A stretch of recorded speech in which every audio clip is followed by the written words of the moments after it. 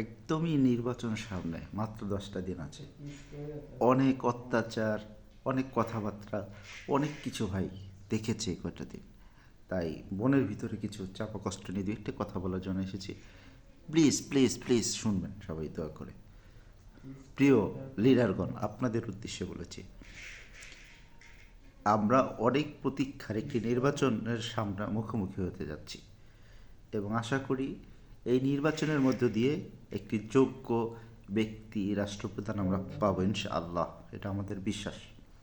কিন্তু যেভাবে কাদা ছোড়াছুড়ি হচ্ছে, আমার ভয় হচ্ছে যে আমরা কোন নির্বাচনের দিকে যাচ্ছি, কি হতে যাচ্ছে। তাই আপনাদের প্রতি সম্মান রেখে বলছি, নির্বাচন আমাদের বাংলাদেশি মানুষের মনের একটি আস্থা, একটি ঈদ উৎসব, একটি মনের ভালোবাসা। এটাকে আপনারা দয়া করে নষ্ট করবেন না, করবেন না, করবেন না।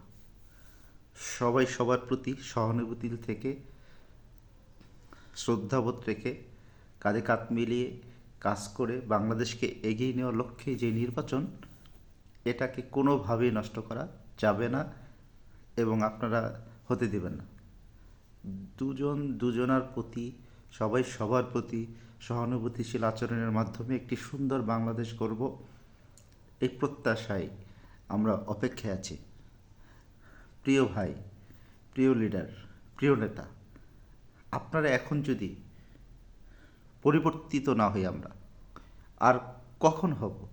আর কত উদাহরণ আর কত শিক্ষা নিলে আমরা পরিবর্তিত একটি জাতি, একটি লিডারশিপ আমরা পাব?